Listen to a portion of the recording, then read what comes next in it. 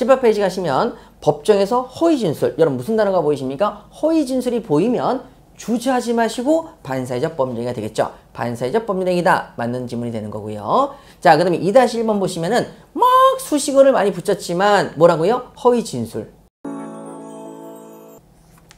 안녕하세요, 여러분. 우리 모두 합격하는 그날까지 위패스 민법의 김유엽입니다. 자, 이번 시간에는 여러분 이중매매 빼고 나머지 반사회적 법률행위 판례를 정리하는 시간을 갖도록 하겠습니다. 자, 여러분들하고 저랑 같이 보도록 할게요. 이번에 판례 정리는 특별하게 판서 노트가 필요가 없기 때문에 저랑 같이 간단하게 정리하시면 될 것 같습니다. 자, 그러면 여러분 이제 증언하고 진술만 모아봤습니다. 증언하고 진술을 모아봤는데 반사회적 법률행위가 되는 경우하고 법률행위가 되지 않는 경우로 두 가지로 나눠지겠습니다.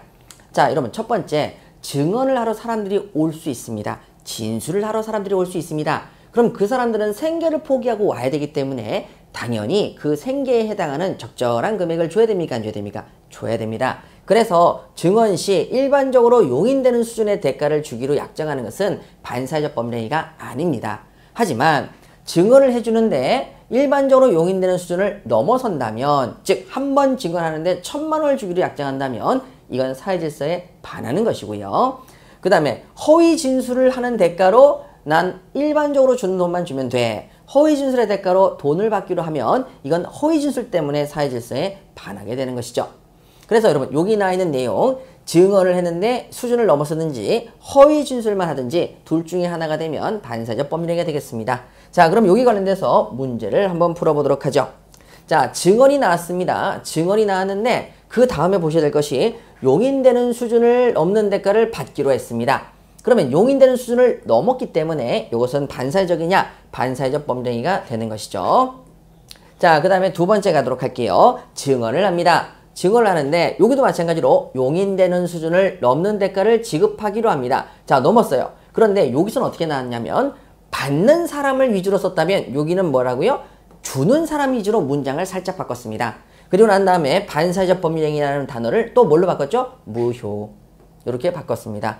자, 그러면 여러분 요 내용은 전부 다 맞는 내용이 되는 것이죠. 자, 반사회적 법률행위를 뭘로 바꿨다고요? 무효. 이렇게 정리하십니다. 자, 되셨고요. 자, 다음으로 여러분 우리 요약서 18페이지를 가보도록 할게요. 자, 18페이지입니다. 18페이지 가시면 법정에서 허위 진술. 여러분 무슨 단어가 보이십니까? 허위 진술이 보이면 주저하지 마시고 반사회적 법률행위가 되겠죠. 반사회적 법률행위다. 맞는 지문이 되는 거고요. 자, 그 다음에 2-1번 보시면은 막 수식어를 많이 붙였지만 뭐라고요? 허위 진술. 허위 진술이죠. 허위 진술이 짠 나오는 순간에 무조건 뭐라고요? 반사회적 법률행위가 되겠습니다. 자, 이렇게 정리하시면 됩니다. 자, 다음으로 여러분 4번 개인의 자유제한을 한번 묶어봤습니다. 개인의 자유제한 파트를 저랑 같이 정리할게요.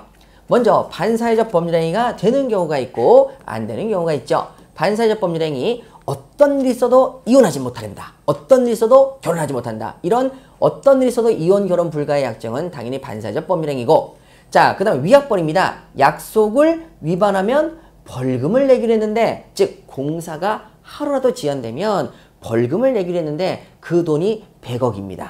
얼마짜리 공사인데? 총 100억짜리 공사인데 하루만 지연이 되면 매일같이 100억씩을 주기로 합니다. 위약벌의 약정이 매우 과도하죠. 그래서 이렇게 약정이 과도하게 무거우면 이건 사회질서에 반하는 법률행위에서 무효가 되겠습니다. 자, 다음 갈게요. 해외 연수 대가로 일정 기간 소속회사에서 근무하는 약정이죠. 이건 당연히 사회질서에 반할 필요가 없는 거죠. 제 후배 녀석 대기업에서 로스쿨 공부하라고 3년 미국으로 보내주고 갔다 와서 몇 년 이상 그 기업에서 근무하는 게 바로 요겁니다. 당연히 사회질서에 반하는 법률행위가 아닌 거죠. 자, 그 다음에 강박입니다. 여러분, 강박은 취소할 사유지 무효인 사유가 아니죠. 그래서 강박이라는 불법적인 방법이 사용됐다면 이건 반사회적 법률행위가 아닙니다. 혹시 몰라서 말씀을 드리는데 시험 문제 중에서 강박이라고도 나온 시험 문제도 있지만 강박을 빼고 불법적 방법이라고도 나온 적이 있습니다. 불법적 방법이라는 단어를 보시면은 강박을 썼구나. 그것이 반사회적이냐? 아니야. 이렇게 여러분 정리하시면 되시겠습니다. 자, 그럼 이쪽 관련돼서 저랑 같이 문제를 한번 풀어보도록 하죠. 어떤 일이 있어도 이혼하지 않기로. 자, 이런 말이 나오면 당연히 반사회적 법률행위 되겠습니다. 자, 그러면 2번 과도하게 중한 위약벌. 여러분 과도하게 중한 위약벌도 사회질서에 반하겠습니다. 반사회적 법률행위죠. 자, 그 다음에 3번 강박이라고도 시험에 낼 수도 있고 불법적 방법이 사용됐다라고 나올 수도 있죠. 같은 뜻입니다. 하나하나가 따로따로 나올 수도 있습니다. 자, 이랬을 때에는 반사회적 법률행위냐 반사회적 법률행위라고 할 수 없지요. 맞는 지문이 되네요. 자, 3-1번입니다. 강박 불법적인 방법 사용. 자, 그렇게 될 때에는 반사회적 법률행위냐 반사회적 법률행위라고 나왔네요. 반사회적 법률행위가 아닌 거죠. 그래서 틀렸습니다. 이렇게 정리하시면 되시겠습니다. 자, 다음으로 우리 요약서 19페이지를 가보도록 할게요. 자, 요약서 19페이지 변호사입니다. 변호사와 관련되어 있는 판례를 모아봤지요. 반사회적 법률행위가 되는 판례도 있고 반사회적 법률행위가 되지 않는 판례도 있습니다. 자, 먼저 성공보수약정, 성공보수약정이죠. 자, 어떤 재판에서 성공하게 되면 추가 보수를 요구하는 약정입니다. 일반적으로 많이 씁니다. 그러면 민사사건의 경우에는 당연히 변호사의 능력에 따라서 성공이 될 테니까 추가 성공보수약정 반사회적 법률행위 아니라 유효입니다. 그런데 여러분 반사회적 법률행위가 되는 경우는 어떤 경우냐? 민사사건이 아니라 형사사건입니다. 형사사건의 경우에 성공보수약정은 전관예우랑 관련이 깊습니다. 즉 검사 출신이 변호사가 됐는데 그 변호사한테 형사사건에 대해서 성공보수약정 우리 아들 기소받지 않고 수사받을 수 있으면 내 5천만 원 주겠다. 그럼 여러분 이 사람은 능력입니까? 정관예우를 동원해야 됩니까?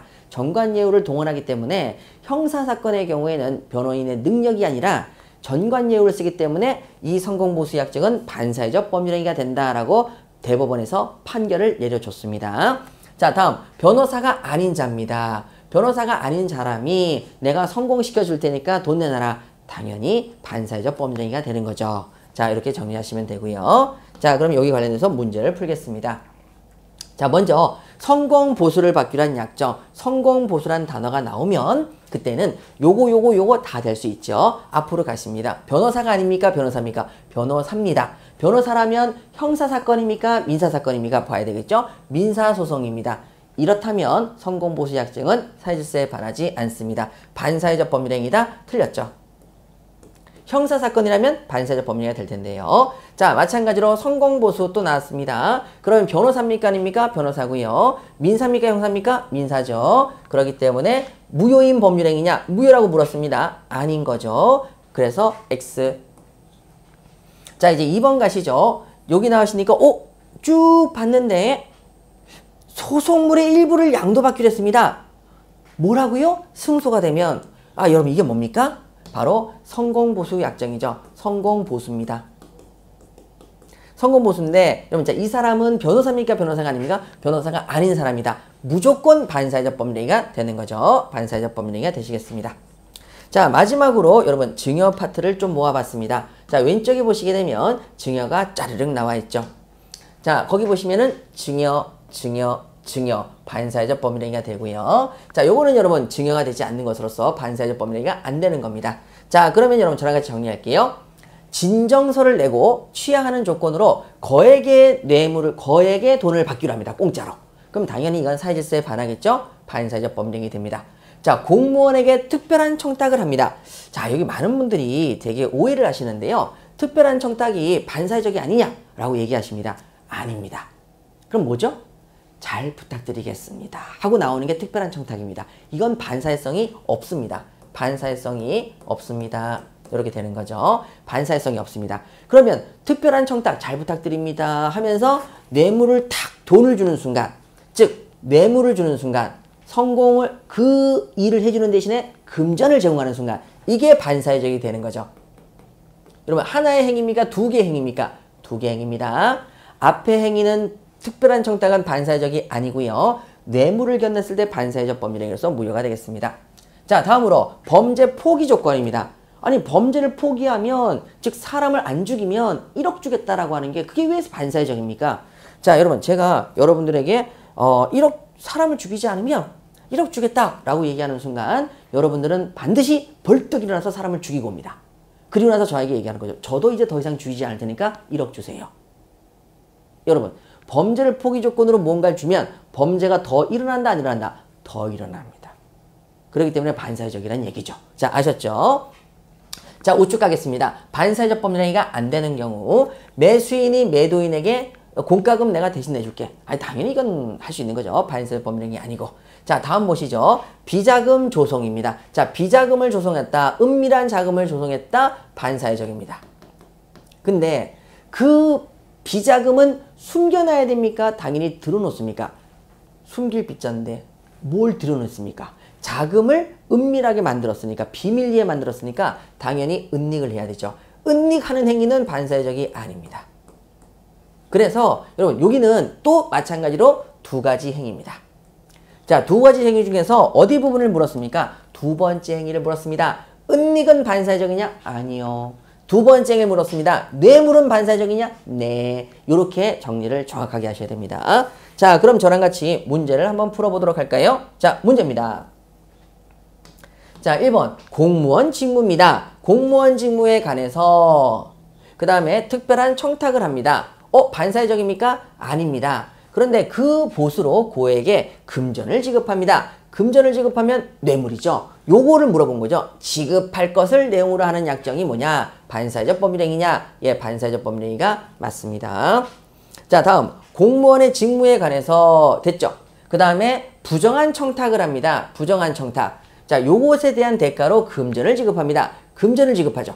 자, 그러면 여기는 좀 찝찝한 게 있죠. 특별한 청탁이 아니라 부정한 청탁이고, 그 다음에 금전을 지급하기로 했으니까 요것도 반사회적이고 요것도 반사회적이 되겠습니다. 그런데 여기도 반사회적이 되지만 시험의 포인트는 자, 요거를 물어보는 게 아니라 청탁을 물어보는 게 아니라 뭐를 물어보는 것이다? 금전 지급. 공무원 직무에 관해서 금전을 지급한다면 이게 반사회적이냐? 반사회적이다. 뇌물이라서 이렇게 가셔야 되겠습니다.